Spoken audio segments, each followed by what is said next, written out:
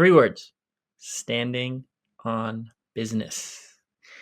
I mean, risky call. Risky call. I mean, I'm of the mind I don't believe in this philosophy, this coaching style of extreme punishment, especially in the form of missed games.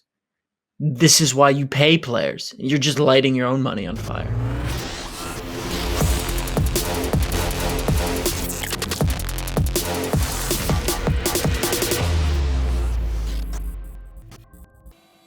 Hello, and welcome back to the All Out Soccer podcast. Myself, Jeremy Goldstein, and my co-host, Joseph McBride, we're two football fans talking about soccer. We focus on a fusion of the MLS, the U.S. men's and women's soccer teams, the build-up to the 2026 World Cup. Joe, how we doing? First batch of MLS playoff games now in the books. Yeah, I'm doing well. It was the first game week this season where Toronto FC couldn't ruin my mood, but the rest of the games were exciting. It's kind of nice being a neutral, and yeah, I'm sure we'll get into it. Yeah, well, the Toronto Blue Jays could ruin your mood. True. It's just any Toronto team. It's on a rotating belt, whether it's the Blue Jays or the Leafs. The Raptors have not looked great this season, but we'll leave it at that. Really exciting round of games just to start things off with. Into the wild card for that 8th seed, Chicago knocked off Orlando 3-1. Portland edged Salt Lake 3-1. They claimed the final spots in the playoff picture. Inter Miami got us started off on Friday with a resounding 3-1 win over Nashville. Philadelphia almost blew it against Chicago. They were up 2-0, and then Chicago scored 2 goals to make it 2-2, but Philly managed to earn that victory in a penalty shootout. Vancouver were dominant over Dallas, 3-0 winners. San Diego FC missing Hirving Lozano, which we'll get into in a bit. 2-1 winners over Portland, who were down a man. Cincinnati, as they do all season, win by 1 goal. They knocked off Columbus 1-0.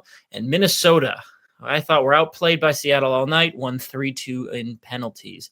Later tonight, we have Charlotte against New York City FC. And then tomorrow we have LAFC versus Austin to complete the first game in the first round of the 2025 MLS playoffs. We got it. You heard it. We're all good. Joe, we're going to each pick out one game to focus on before we get into a lot of bits and bobs. On the podcast this week, we're going to each pick out one game. We're going to chat our MLS favorites. We're going to go through a little rapid fire of key MLS news items this week, including Hirving Lozano missing out for San Diego FC. We're going to get into the U.S. men's national team picture, as we always do, looking back in England and across Europe, before concluding with some bits and bobs from world football. Okay, Joe, what game do you want to start us off with? I think it has to be Vancouver. Of all of the games in the first round, the first game of the first round, it was by far the biggest landslide. And I just think the magnitude of how they won was just insane to watch. It was the most one-sided MLS playoff game I can remember, certainly in recent times. Just to run you through it, it was a 3-0 win for Vancouver, as Jeremy said earlier. Daniel Rios put them ahead just before half-time, and Thomas Muller doubled the score from the penalty spot in the 60th minute. It was rounded all off by Kenji Cabrera in the 83rd minute. The game was already gone. It was so done. It was interestingly as well, they faced each other on the final day of the regular season. Vancouver rested a few players as they would. And they actually lost 2-1 to FC Dallas. They may have kind of been, playing with them a little bit there, maybe their tactics, but no, this was a decimation in every way I can say it. Vancouver had 63% possession, which is high, but doesn't seem crazy in some games. But they had 18 shots. Dallas had 1 the entire game. 10 of those 18 shots were on target. Dallas's 1 effort didn't even test goalkeeper Yehei Takoka. And it was just a rout. Even 10 corners he had to defend the goalie. It could have been way, way worse. But it's a 3-0 win to start things off. And yeah, I think it was a really strong statement from them. Kind of an interesting end to the season for Vancouver. But to, overcome that final day defeat, not that it mattered to them, and then come and, show their true cards in the first game of the first round, I thought was crazy. And I think there's only one team that's going to be going through that tie. I agree with you. And interesting, some absences for Vancouver, of course. Still no Brian White, no Tristan Blackman. You could say over the course of the season, those were the 2 most important players for Vancouver all year. They do have someone off the bench who could be obviously a game changer once he gets his legs under him, and that's Ryan Gauld. That's going to be an interesting story to watch as the playoffs develop, assuming Vancouver advances. Still a lot to get onto. If you take a look at the heat map of both sides, you see a Dallas team really in a central low block, not really playing to win. Just again, we talked about kind of the disproportionate conferences. How we think the West has some of the best teams in the league, but that soft underbelly in the mid-table of teams like Dallas, who would have no business making the playoffs if they're in the Eastern Conference, just kind of showed the mismatch. But you expect this matchup to go all 3 games, or do you think this is going to be done the next time these two teams meet? I think it'll be done in game 2. Obviously, it's tough for seeing as they got to go over there, but just the way they're playing, and as you said, with those players not playing, I mean, Blackman's just been named Defensive Player of the Year. Brian White was obviously a decent forward for them, very good. We were talking about him a lot more earlier in the season in terms of the US men's national team picture than now. But and Gold coming back would be incredible too. But to have that kind of dominance over them with key players missing, I thought was just it spoke volumes, as we say in the journalistic scene. And yeah, I wouldn't be surprised if they win game 2 and it's done. Ali Ahmed, what a player! Just really want to shout him out. A great player for Vancouver. I'm going to look at the Minnesota-Seattle game, which had no goals, not nearly as exciting as your fixture. Obviously, Minnesota, and if you look at this Minnesota 11, it is a little threadbare going forward. Hlongwane is really kind of this all-action player for Minnesota. He's a great player, the South African, but they sold, obviously, Tani Oluwasane to Villarreal late in the summer. For Seattle, Jordan Morris was back in the lineup up front. Yeesh. Bunch of interesting moves, chopping and changing. Obviously, Seattle hasn't had like a cogent forward line all season, but kind of whoever Coach Brian Spencer has plugged in all season has kind of worked. They had 70% possession. They won the XG 2.4 to 1.07. Most of those chances came in a 5-minute stretch from the 88th minute to the 93rd minute. Daniel Musovski missed a header in the 89th minute. Alex Roldan had a big chance in injury time, and then in penalties. I was talking with Joe before the podcast. I don't know if there's ever an instance where two brothers have both missed penalties in a shootout. Both Alex and Christian Roldan had penalties missed. Alex Roldan's was saved. Christian Roldan's was off target. They fell 3-2 in penalties and now go back to Seattle for a must-win game 2. Obviously, this game was in Minnesota because Minnesota were the 4 seed. Seattle were a better team all season. Minnesota really rubbed the green side. I was, again, with no Christian Ramirez this season.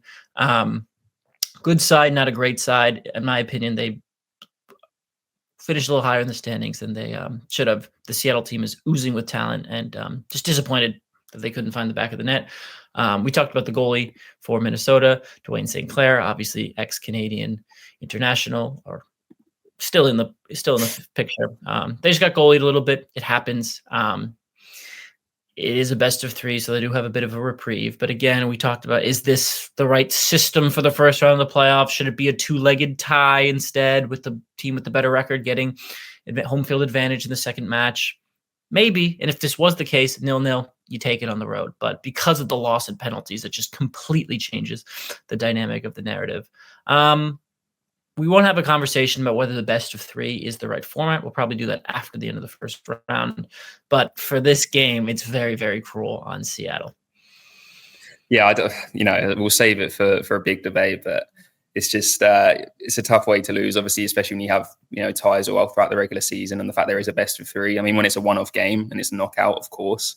But yeah, it's never a nice way to lose, especially in that manner. So I think they'll be back though. I think Seattle will be okay. I hope so. I just want to see. I like seeing game 3s. I like seeing teams play with real stakes. It really changes the complete temperature of a match. So hopefully Seattle get the winning game 2, and then game 3 playing for all the marbles. Now, I doubt either of us will have Minnesota or Seattle as our favorites after watching this game. But Joe, just from this snapshot of the first 2 games, obviously we haven't seen each team play. We haven't seen LAFC play, who are one of the best teams in the second half of the MLS season. From your perspective, who is your now new amended, super overreactionary favorite for the MLS Cup? It's boring. It still is going to be Miami at this point. I'm very much aware that I'm a romantic person when it comes to sports and storylines and narratives. And I think with Busquets and Alba retiring and the final, game potentially at the stadium being there, if they make it and they're the best regular season record in that final, I just couldn't see them winning it. I kind of have a weird theory that they may even face LAFC in the final. Obviously, that'd be perfect for MLS in terms of Son versus Messi. I was looking at the bracket, and I just have a feeling that, I mean, this could be completely wrong. I've had some awful predictions this season, but I just have a feeling it could be San Diego and LAFC in the Western final, and then Miami and Philly in the East. And then we'll see what happens from there. But yeah, Miami is boring. You know, they're the favorites for a reason. But I think still for me right now, after their performance, it'll be them. Part of my reason for being against San Diego in the West was I thought they were going to come on to Seattle in the second round. Now, Seattle having dropped the first game, I think that opens the door a little bit for San Diego going forward. Obviously, they're without Hirving Lozano, and their forward line looks a whole lot different without a minute. Joey, you're going to come on to that in a little bit. They do have my man Amal Pellegrino up front, who's been pretty good the last few weeks. He was a player buried on the bench for San Jose, who's now given a chance to start a lot of games, and I think he's looked really good. One of the best players in Norwegian football history. That is a real fact. But looking at the East, I still think it's Miami. I think some of the best teams are in the West. I think it's San Diego, LA, and Seattle are the three of the four best teams in the league. They're all in the Western Conference. And then it's just Miami in the East. I'm still not fully bought in on Philadelphia just because of the chopping and changing of their lineup. It's not a permanent 11. I don't think they were that dominant against Chicago, and I still think they're at risk of losing that series. Miami are not at risk of losing against Nashville. I think I'd be surprised if they didn't win the next game. Everyone is healthy. Everyone was more or less rested during the season. There were no major injuries, and that's kind of the concern for this Miami side.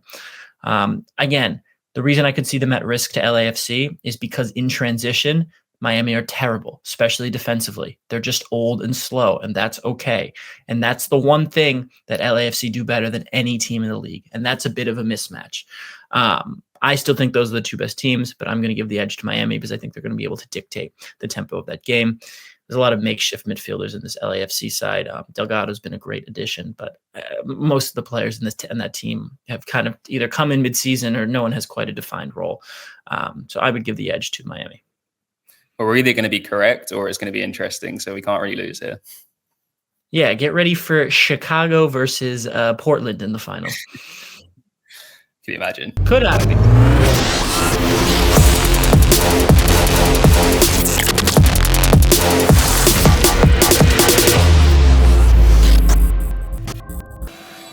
But Joe, let's get a little more into this San Diego situation. Obviously, they were still winners over the weekend, so I guess all is well, but no Hirving Lozano. Yeah, I mean, I remember when he was obviously signed as the franchise star for San Diego in their inaugural season. As the season's played out, Anders Dreyer has been their MVP, to be honest. Obviously, as a duo, they're incredible. Earlier in the season, of course, Lozano, I believe, missed their first ever home game through a hamstring injury. Yeah. And now he's missed their first ever playoff game, which kind of sucks. But this time it was not due to an injury. So this was the second straight game that he has not been involved in the squad at all. He was actually at the stadium as a fan, but he wasn't playing. And it all stems from a game against the Houston Dynamo towards the end of the regular season. So apparently he had a verbal altercation. It's not said who it's with or what it was about, but it was in the locker room as he was withdrawn at halftime of that game. And he's clearly been disciplined by head coach Mikey Varas ever since. He's kept it kind of under wraps, but a report came out saying that there'd been an altercation and that Lozano had been disciplined. And he came out and apologized via his Instagram account. He said that he was a passionate and competitive person who always wants to give everything for the team. Sometimes they can lead to reactions that doesn't reflect who he is. He said that he will improve moving forward. And the head coach has also said that the matter has been dealt with internally. He's also teased that he could be back for game 2 if there are no more setbacks. So it sounds like, he's snapped. He's been reminded of his position and the fact that he's a player and not a coach and an authority member. He's been disciplined, which I think, in the first season in MLS and heading into the playoffs is a really, really big call. But I respect it. You've always got to be above the players as much as players have power nowadays. But yeah, it's looking like he's been warned, behave, don't do anything else, and you'll be fine to play in game 2. And I'm sure they'll be very happy to have him back. But a big miss for them in game 1, although, as you said, it wasn't. They got the win. Fair play to them. They're a much better team than Portland. No offense, Phil Neville, but they are. 3 words: standing on business. Yeah. I mean, risky call. Risky call. I mean, I'm of the mind I don't believe in this philosophy, this coaching style of extreme punishment, especially in the form of missed games. This is why you pay players. You're just lighting your own money on fire. But it worked out. Maybe they really underestimated Portland. I mean, properly estimated Portland. But anyway, I just think it's an interesting situation. I'm going to turn over to Miami for our next bit of news. Lionel Messi, an up-and-coming player, has inked a contract extension through the end of the 2028 season. Details are not available currently, but it does include an equity stake in the franchise, currently owned by David Beckham. His first deal when he came over in 2023 paid Messi roughly $20 million a year, obviously opened him up to a bevy of new sponsorship opportunities playing in the United States that he may not have previously had access to. Also, he got to live in Florida, which is fun because he would take his family to Publix, a big grocery store. Imagine seeing Lionel Messi in a grocery store. He's an insane person for his level of celebrity. Anyway, Miami are moving into Miami Freedom Park next year. That's a big deal. They definitely wanted Messi on hand to unveil the stadium. The longer he's there, the longer they can secure the long-term future of the franchise when he will not be playing.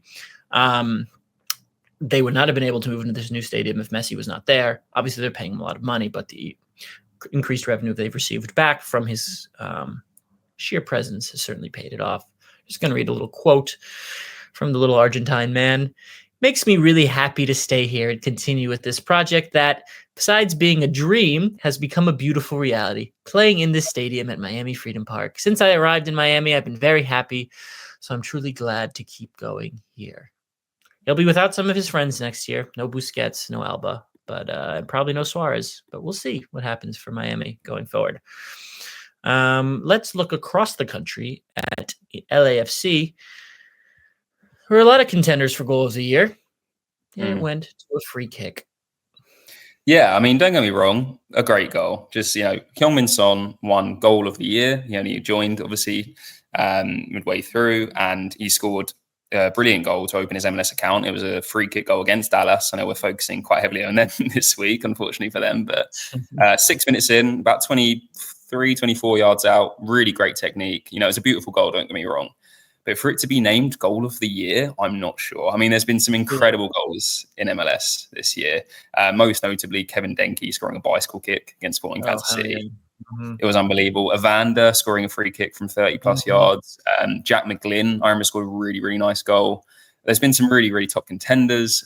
So for Son to win this feels odd, but no hate towards him, and actually no hate really towards MLS, because this award has always been a fan-voted award ever since the inception of MLS. And obviously, we know Heung-min Son comes with a large fan base, and as soon as his was a candidate for that, the response speaks for itself. Everyone just was like, Son wins this, Son absolutely. And he got it. So, it wasn't a bad goal. I feel sorry for the guys that have missed out. But at the same time, well done to Son. What can you do? Trivia question. This sounds like a subjective question, but it is objective. What is the greatest MLS goal of all time?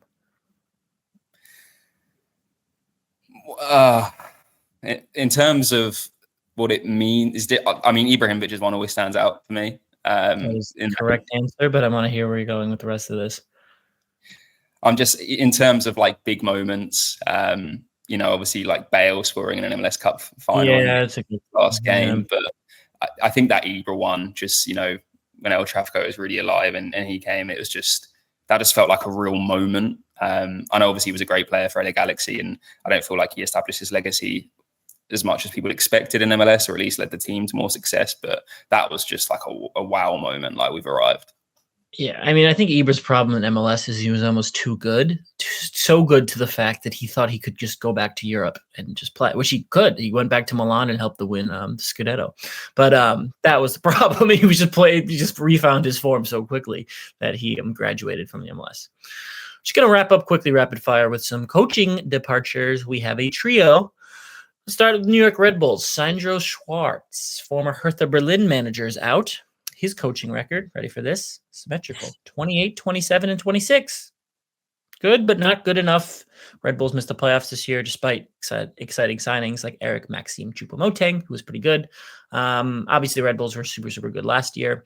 Not the case. Well, honestly, they were not that different in the regular season. They just found a little stroke of form in the playoffs.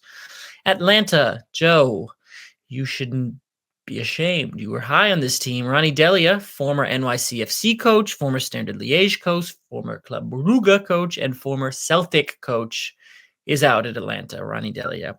His record 6, 13, and 18, not good enough. And they spent quite a lot of money on this squad earlier in the year for them to finish near the bottom of the Eastern Conference. Then we have Chris Armas, Colorado. Second year with the side. Just missed the playoffs narrowly. The squad is pretty mid, but I mean, obviously, I think he could have done a little better. 30, 17, and 35 record with the team. He was a former Supporter Shield winner in 2018, back with the New York Red Bulls. Little trio of news. We're going to get more news over the summer, over the winter, and eventually we're going to do some transfer stuff. But just quick little look at our other friends who are not in the playoff picture. All right, let's head to break. Hey, if you want to get involved in the conversation, shoot me an email at jeremy.goldstein@reachplc.com. Please engage by subscribing to the show wherever you get podcasts and leave us a like while you're at it. That's the end of part 1 of this week's All Out Soccer, but stick around for part 2 just after the break.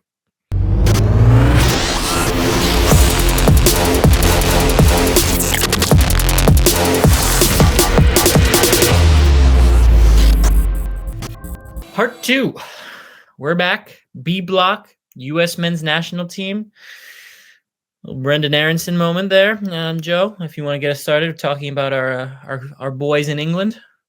Yeah, I was just about to say it was quite a quiet week for the usual suspects on that we seem to mention all the time, firing in the Championship. But delighted for Brendan Aronson. He scored in a 2-1 win. He opened the scoring in a 2-1 win against West Ham Police United. It was his first Premier League goal of the season.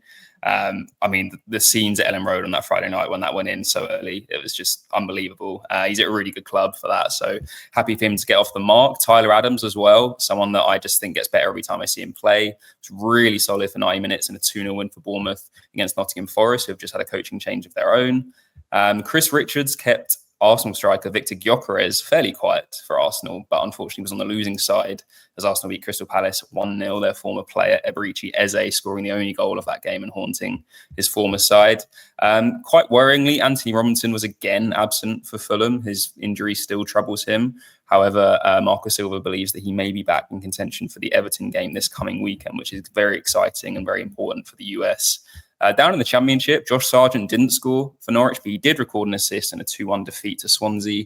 Patrick Adjiman started for Derby in a 1-0 win over Queen's Park Rangers, but didn't score or assist, but he looks solid again. And Haji Wright, for once, was not on the score sheet in a 3-1 win for Coventry over Watford, but played well. They're looking amazing. The only unbeaten team in the Championship and very much looking like a promotion contender, which would be unbelievable for the World Cup if that happens. Yeah, not lighting the world on fire, but another solid week. We'd like to see Anthony Robinson back in the team. I'm also Fulham drifting towards relegation. I think Robinson will help steady the ship. Looking at the players across Europe, speaking of coaching changes, Weston McKennie's Juventus lost 1-0 to Lazio over the weekend. He started at left center mid, played 78 minutes. His coach, Igor Tudor, was sacked.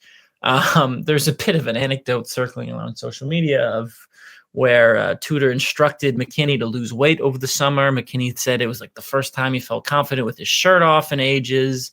There's a cycle with McKennie and Juventus coaches who just have gone through a bajillion of them over the last few years of new coach comes in, he's out of favor, coach starts getting in trouble, plays McKennie, gets sacked, blah, blah, blah, blah, blah. McKennie is once again going to have to get on with a new coach. I can't believe he's been at Juventus now for over 5 seasons. It looked like a slam dunk move at the time. And I can't fault his process. The club has just been in total disarray around him. And he's honestly been the most stabilizing force for half a decade, which is an amazing accomplishment for an American midfielder. And not something you often say in Serie A. Christian Pulisic remains out. Rafael Leao has a little bit returned to form as Milan are near the top of the table. Looking at the Bundesliga, neither Joe Scally nor Gio Reyna started for Borussia Mönchengladbach in their 3-0 loss to Bayern Munich. Both came off the bench, and for the better. Not a game you would have wanted to feature in. Looking at Ligue 1, Florian Balogun came off the bench for Monaco in a 1-0 victory over Mark McKenzie's Toulouse. Timothy Weah started for Marseille and recorded his first league assist with the club, but was found himself hurt. And their coach Roberto De Zerbi said it might be a minor injury, but could not confirm at the time. It looked like a scary injury. We hope Weah doesn't miss any time. Then over in the Netherlands, our two friends at PSV, Serginho Dest back in the starting lineup, Ricardo Pepe not in the starting lineup. They're continuing on with Goose Teal, kind of a converted 10/false 9 kind of guy through the middle. They were 3-2 winners over rivals Feyenoord. We're trying to keep packing all this information in. We're going to start a new segment with the U.S. men's national team players going forward, but just like this format, just kind of give both of us a chance to study up on the players and, recap everything across the week. All right, Joe, let's look at some news items for the week. Which are you going to get us started with? Well, the US men's national team has moved its famous January camp to December for the foreseeable future. This has been a camp that's been running for many years now, and usually players playing in foreign countries aren't eligible for this due to scheduling requirements for their own domestic teams. But it usually offers a big opportunity for MLS US players to try and crack into the squad. Now, back in the day, this is how Tim Ream got his first kind of shot back in 2011, and it's produced some decent returns since. But it's been cancelled this year entirely. Basically, Mauricio Pochettino has an idea now of who he obviously wants to take to the World Cup and at least players on the fringes. So that camp will now no longer take place as a result. And moving from 2026, it will be moved permanently to December. Now, previously, the MLS season used to end in around October. It's now around December time that it ends. So it's been moved to also align with the MLS schedule, because if it was in January, it would conflict with MLS preseason preparations. So now it would be in December. Once the MLS is over, sure, there'll be some players that would have been sitting out for a while, but it allows them to have a proper winter break before starting things up in January. Good idea, in your opinion? I do. I know we complain about scheduling and international duties in particular. I know I argued about, maybe pausing MLS at times to allow these players to all come back, although it's not really feasible if they're on a completely different calendar. But in terms of this decision, I really, really respect it. And I think it's a lot better for everyone moving forward. I'm surprised it hasn't been done sooner, but I feel like there's been a lot more emphasis on the national team and strategies moving forward in recent months. So I'm not surprised. Yeah, I mean, again, scheduling is always going to be an issue, especially with the MLS season that's now somehow 9 months long somehow. But it's always going to be an issue. You can't please everyone. But I think this is a strong statement, and I completely agree with it. Looking at some not quite international soccer news, but Spanish football news that impacts the United States, the match between Barcelona and Villarreal that was supposed to be played on December 21st at Hard Rock Stadium in Miami will not happen. Not because of fan unrest, which there was. Pretty much every La Liga game had a 15-second break between players on both sides at the beginning of the game to protest a league fixture being played abroad. Obviously, the European schedule has been very, very consistent since the start of time. Each team, if it's a 20-team league, 38 matches, one home, one away against each team, doesn't change any season. Villarreal were foregoing their home game against Barcelona. That will not happen. And it will not happen because of scheduling issues. And I have a quote from La Liga here. Obviously, there's some issues with the promoter of the match, Relevant, an American company, blah, blah, blah, a ton of moving parts. They had to cancel the organization of the event due to the uncertainty that has arisen in Spain over the past few weeks. The company added it deeply regretted the outcome. La Liga said it added it deeply regretted the outcome. Holding an official match outside our borders would have been a decisive step in the global growth of the competition. Again, this ultimately seemed like it did not come down to anything related to the backlash of the game itself being played abroad, just simply the logistical challenge of this one in particular. Does that mean La Liga won't come back to America next time and seek that game somewhere else? I doubt it. When they say internationally, they mean America. La Liga has already moved, the Spanish FA has already moved the Super Cup to Saudi Arabia. That seems like something that's been on sale for a long, long time. They want a league game in America with either Barcelona or Real Madrid, and they're going to get it one way or another. If they have to go to a different promoter, they will. It's just not going to be this one. And all the backlash from the fans, it's not vindicated. Like, this is not them satisfying the fans. This is purely a logistical play. And that's disappointing, because when I first saw this, I was like, hell yeah, they did it, but no. And it sucks, because I was approved to go to that game, and that would have been a great time. Also, the Villarreal owner found out during a Champions League fixture against Manchester City, and seemed more bothered by that than the actual game with Erling Haaland in his building. I digress. I think that says it all, really. His reaction, they're literally playing in a Champions League game, and he hears about that, and you can see him venting from the stands, and he walks off, and So, as a European, it was quite a proud moment. I know I've said this before in England and across Europe, of course, but obviously I saw it in England firsthand when they announced plans to launch this European Super League. It all kicked off. Some country or some fans were for it, depending on the state that their team or league was in. But in England, there were mass protests around the grounds. So to see that kind of solidarity with the Spanish fans and the traditions being upheld, you got to applaud it. I also thought it was quite funny how Real Madrid were strongly against it. I know you said about how they'd love a Barca or Real Madrid game in the future. I think Real Madrid is already, taken themselves out of that for now. Xabi Alonso, Thibaut Courtois, some of the people speaking out really, really strongly against it. And then to make matters worse, they played in El Clasico just after the news had been announced, and Real Madrid were 2-1 winners in that game. So a major blow for here. And obviously, I know I said about not wanting to be a hypocrite in the past, because I enjoy the NFL in England. It would have been great to go to that game. It would have been a really interesting occasion. But it just shows that, football is for the fans. Football is for the fans. It would have been a fascinating time, but I don't think this is quite the right moment to be exporting domestic football. But we'll see. This is a topic of conversation that I think will persist for a long, long time. It's not over. That just about wraps it up for this week's All Out Soccer. He's been Joe McBride. I've been Jeremy Goldstein. We hope you can join us again on the next episode of All Out Soccer. Or as Thomas Muller would say, Auf Wiedersehen. See ya.